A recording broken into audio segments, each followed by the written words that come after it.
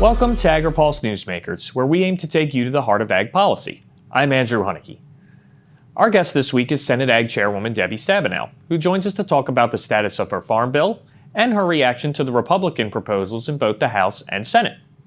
But first, here's this week's headlines. Overall grocery store prices did not change last month according to the latest Consumer Price Index. Decreases in milk, dairy products, eggs, and seafood offset the increased prices for chicken, pork, cereal, and bakery products. Grocery prices as a whole are expected to increase by 1.2% this year, which would be well below the 20-year average inflation rate of 2.7%. The Port of Baltimore has fully reopened following the collapse of the Francis Scott Key Bridge. Crews with the Army Corps of Engineers removed about 50,000 tons of bridge wreckage from the Patapsco River during the more than 2-month-long cleanup process. Sugar is the top commodity moved through the port. According to USDA data, 600,000 metric tons were moved through the port last year, along with 300,000 tons of soybeans. And finally, Senate Ag Ranking Member John Boozman released his Farm Bill framework. Boozman's proposal calls for an average 15% increase in price loss coverage reference prices in order to account for increases in input costs since they were first set a decade ago. His bill would also restrict USDA's Commodity Credit Corporation spending authority and would require future USDA updates of the Thrifty Food Plan to be cost neutral. All of those proposals would differ from Senate Ag Chair Debbie Stabenow's proposed bill, the Rural Prosperity and Food Security Act. Under her bill, PLC reference prices for cotton, rice, and peanuts would increase by 5%. Both Stabenow and Boozman have not released any text. To start off our conversation with Chairwoman Stabenow, we asked for her reaction to Senator Boozman's proposal. What I would say about the state of play right now, there's a lot of talk, great slogan, more farm in the Farm Bill, but the other side of the aisle, my colleagues have more farm in the Farm Bill for a few, because the current even commodity payments give about 80% of the government payments to 10% of the farmers. And what they propose makes it even more extreme. So I'm concerned. Like we have 30% of our growers and our beginning farmers that don't get any of what's called the commodity title, ARC and PLC, and that needs to be changed. We have similarities in proposals, but it's really important that we represent all regions and not make the regional divide among agriculture worse. And what's happening on the Republican side is there's dramatic increases in payments for southern crops, over 100% increase, over 100% payment increase in the commodity title for cotton, rice, and peanuts. Now, we have positive things. We have a lot of similarity in dairy. Dairy is very, very important. We have a lot of similarity in proposals I mentioned on crop insurance, area-based crop insurance. So there's a lot of similarities, but the big difference is that my Republican colleagues have put forward a huge increase in the commodity title, not paid for, most of it not paid for at all, which causes other problems. And they're splitting the farm and food coalition, which means you can't get the votes. When you take money out of the nutrition title to fund anything else, but particularly if it's huge, massive increases, 100% increase in a government payment for certain southern crops and so on, that's just not going to get votes. We're going to lose votes on that. Going back to the text of your bill, we haven't seen anything released on that yet. Do you have a timeline, at least, for when that may be released? Well, the great news is we've put together a section-by-section, very detailed, over 90 pages of detail on every single proposal, every single piece of this. So the next step is to negotiate a bipartisan bill if we're going to get this done and hopefully write joint text. Senator Boozman put out, I'm very glad that he has put out something. He put out a one-pager on each of the 12 titles. So we have done a much more specific deep dive, over 90 pages on every single policy that we put out. But to do this right, we got to come together and negotiate a bipartisan bill. That's the only way we get it done. Continuing with negotiations, eventually you guys are going to also have to negotiate with the House. Absolutely. There's a possibility that a bill may not even get passed through there by September. So can you even negotiate with Chairman Thompson before that deadline? Is it even a possibility? Well, I think we should be negotiating now, and Chairman Thompson and I have had many conversations. I like him very much, as I like Senator Boozman. This is not personal at all. It's just a different view of the world in terms of how do you get a farm bill, and how do we make sure we support all farmers. I mean, that's my goal. And so I think we should be doing that right now. I think, unfortunately, it's pretty safe to say that what came out of the House committee can't get the votes on the House floor as it's written right now. It just won't get the bipartisan votes. And so I don't want to bring a bill out of the committee in the Senate that has the same fate. It needs to be bipartisan. We need to be negotiating it together. The way you get a farm bill is making sure everybody's in. And so that recognition hasn't happened yet. Once it does, we'll write a farm bill and we'll get it done. We'll be right back with more from Chairwoman Stabenow right after this. Regenerative poultry production is a process by which nature can actually recapture and restore the energy that is being taken out of a space. Farm Credit helped Rahi build his dream of regenerative poultry farming and encouraging fellow immigrants to find community in agriculture. Nothing beats a farm. I'm just pursuing happiness. Learn more at farmcredit.com/beginning. Spring floods, fall floods, there's extreme fires, extreme drought. Our farm is more resilient through the use of cover crops. We have better drought stress tolerance. When it all boils down to it, these USDA climate programs are good for Main Street America. All that increase, it's going back into the economy. If you're smart farming, you're also climate smart farming. Welcome back. Chairwoman Stabenow says it's been challenging during this farm bill process to keep partisanship out of agriculture committees. Well, one of the things that's very disheartening for me is that we've always been able to keep the agriculture committees separate from partisanship. And now it's really bleeding into that in a way that's, particularly in the Senate, we've been able to do that in the past. And we've done it on other issues, working together. But it's a very challenging time right now. But the rhetoric, I mean, we, to this day, are still seeing rhetoric put out that's just not accurate on things like we've seen an 85% increase in the nutrition funding since the last Farm Bill. Well, that was COVID. That was COVID and high costs. We've also seen a 112% increase in the farm payments because of COVID and because of trade payments and so on. What we need is to cut the rhetoric, sit in a room, look at what's doable, get the very best farm bill for all farmers without shortchanging families, and we can do that. But people have to want to get a farm bill done to do that. So I'm working hard to do it. Let's talk about the possibility of an extension, because we've been talking about that for a while now. If an extension happens and there's no bill passed this year, there could be less IRA money to work with next year. Actually, there will be less IRA money to work with next year if the Farm Bill gets drafted then. Are you concerned about that? Well, I'm concerned in general. Farmers need a 5-year farm bill. I don't think it gets easier next year. I won't be here next year. I'm retiring. So others will have to deal with that. But I don't think it gets easier next year. I think we need to be doing that right now. Farm bills never get done in time. There's always at least one extension. I've done this, 6 different farm bills, never done exactly on time. Some extended more than once. But we need a 5-year farm bill. And it's really not about the conservation money, because that's going to farmers. It all goes to farmers. What helps us long term is if dollars from the IRA are brought into the conservation baseline for the long term. That's the win-win.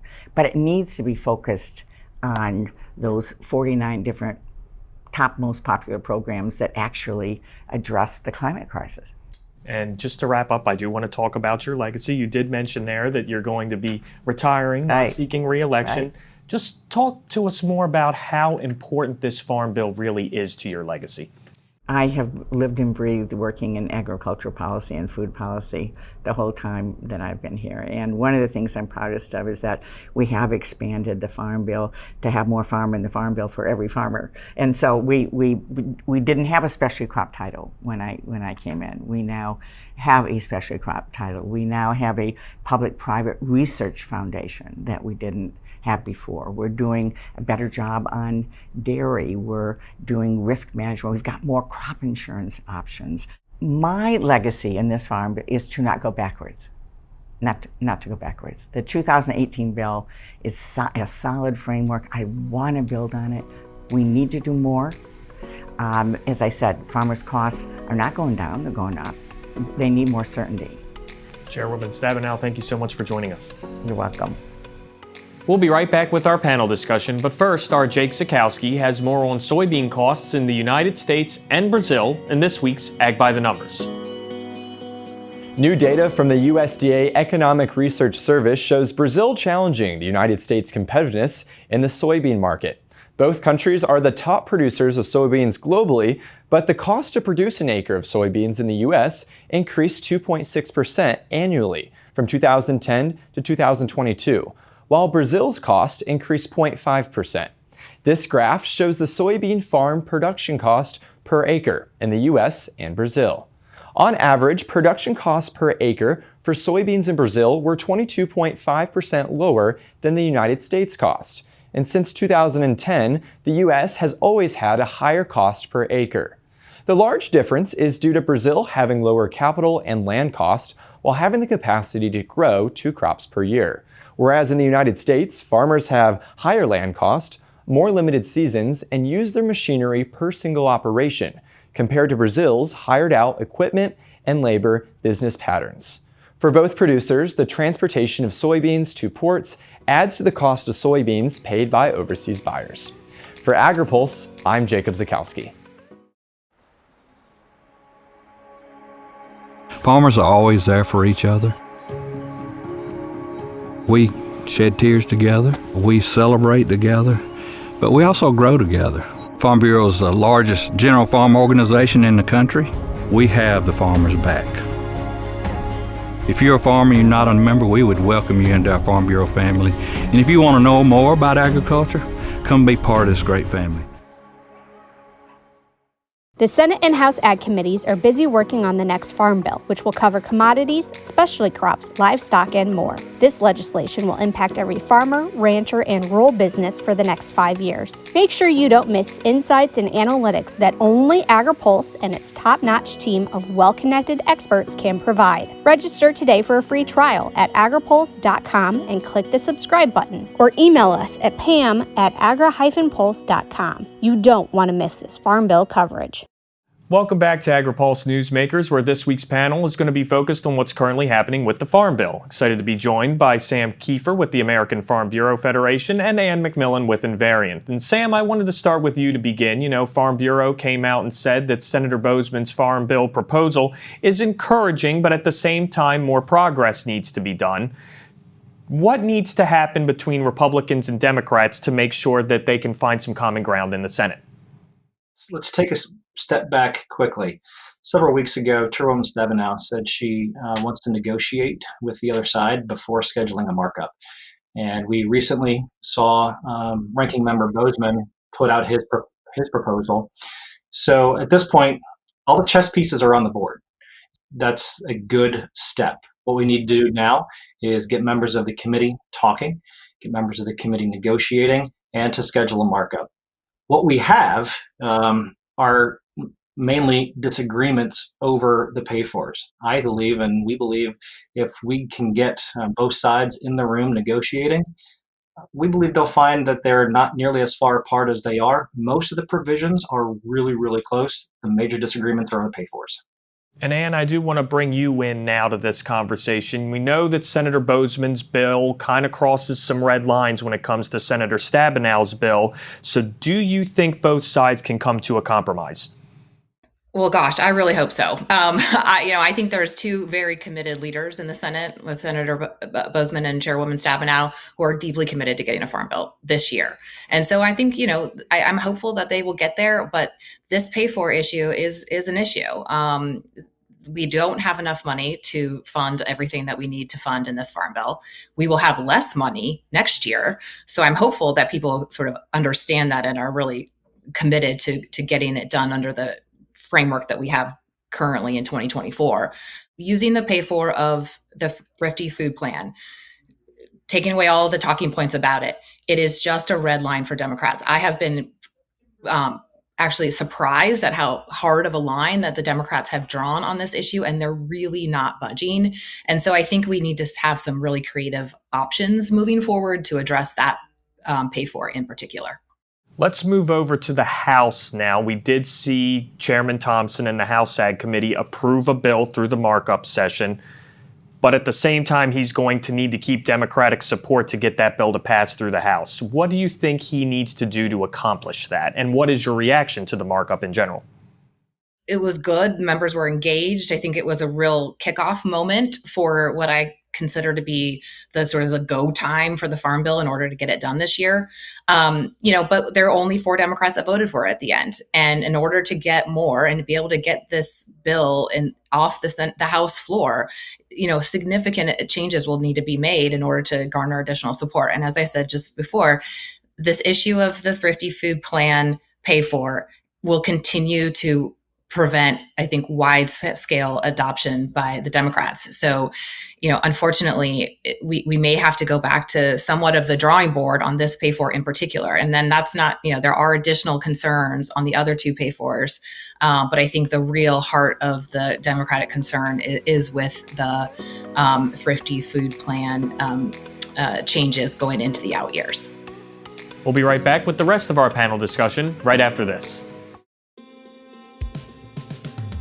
It's not as simple just to wake up one day and go, I want to be a conservation farmer. You're changing how your farming practice is done. You're changing your operation. Farm Credit supported John and Kelly Watley as they shifted to more sustainable farming, improving the environment where they farm and live.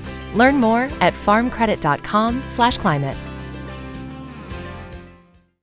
Spring floods, fall floods, there's extreme fires, extreme drought.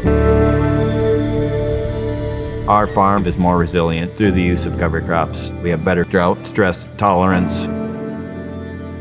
When it all boils down to it, these USDA climate programs are good for Main Street America. All that increase, it's going back into the economy.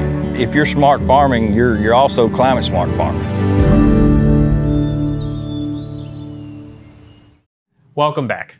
Sam Kieffer with the American Farm Bureau Federation says people should worry about polarization in Congress on every issue, not just in the Farm Bill. Well, it's not just farmers, and it's not just the Farm Bill. I think constituents should be worried about the polarization in Congress on just about every issue. It's no secret that Congress hasn't been able to accomplish much these last 2 years. The reality is we have razor-thin majorities in both chambers, and that requires bipartisanship to move forward. That requires negotiating. That requires giving and taking. That requires willing to do the hard work to compromise. The complicating factor is it's a political season, and not just a regular political season. It's a presidential election year at that. Everybody should be concerned about what seems to be a stalemate.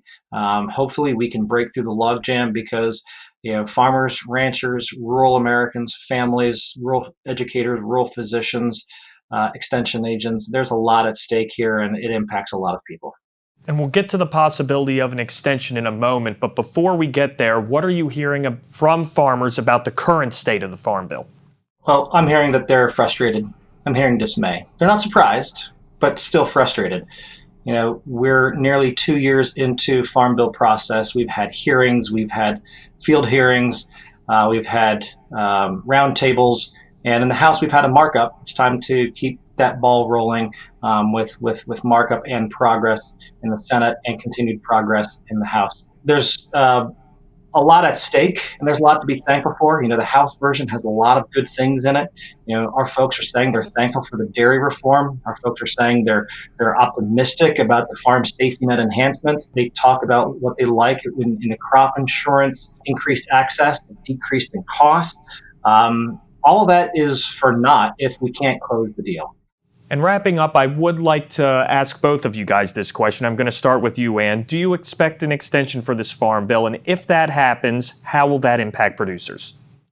Unfortunately, I do think we're looking at an extension because there just simply isn't a lot of legislative time between now and September 30th when you include the August recesses and the times that Congress is taking for conventions. I represent a lot of folks who are very dependent on this farm bill passing in this calendar year. Some commodities are really struggling out there, and a lot of people who maybe aren't struggling have been told they had to wait for 5 years to make really important updates to programs that they depend on at USDA or that will meet where they are in the marketplace today. So we have to get this farm bill done. And just to be clear, everyone knows that, and I think all the members of the House and Senate Ag committees and the leadership deeply understand that we have to get this done. It's just really, really hard. This is the hardest one I've seen. They're always hard, but I think this one is particularly challenging with the money and the thin margins in both the House and Senate. And Sam, what about you, sir? What do you think? I think, Andrew, the more important question is, does Congress have the political will? I hope they do. I'm hearing that they do.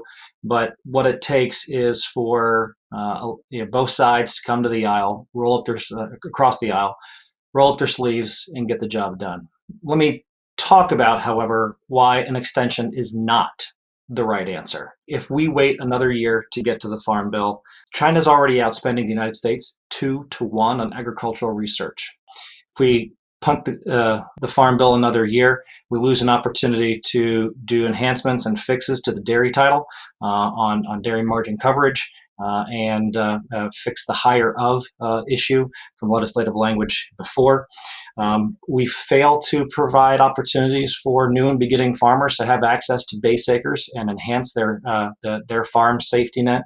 We lose an opportunity, according to my understanding of congressional budgeting, to take some of the Inflation Reduction Act spend on conservation programs and save that in the baseline for future use in Farm Bill programming. There's a lot at stake, and kicking the can down the road again is not the right option. Certainly a lot to be paying attention here as we move forward. Sam, Ann, thank you both for joining us. We'll be right back with more Agri-Pulse Newsmakers, but first, our Jake Zakowski has more on the adoption of cover crops through federal conservation programs in this week's Map It Out.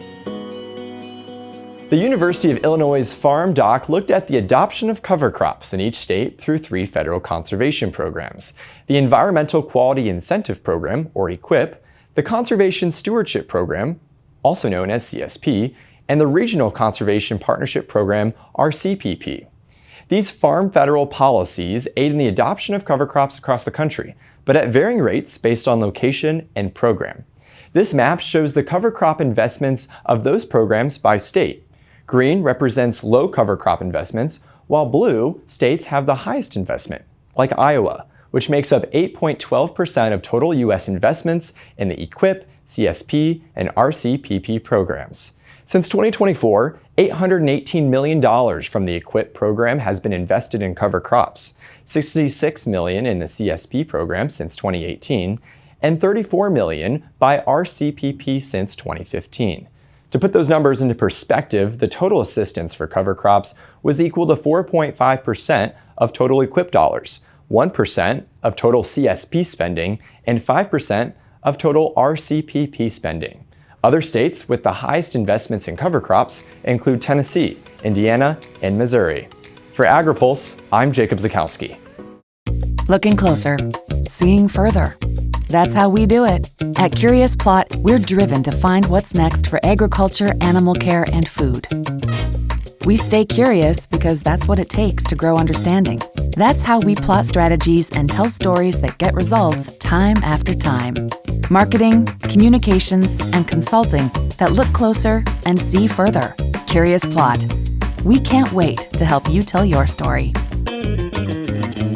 The Senate and House Ag Committees are busy working on the next Farm Bill, which will cover commodities, specialty crops, livestock, and more. This legislation will impact every farmer, rancher, and rural business for the next 5 years. Make sure you don't miss insights and analytics that only Agri-Pulse and its top-notch team of well-connected experts can provide. Register today for a free trial at agripulse.com and click the subscribe button, or email us at pam@agri-pulse.com. You don't want to miss this Farm Bill coverage.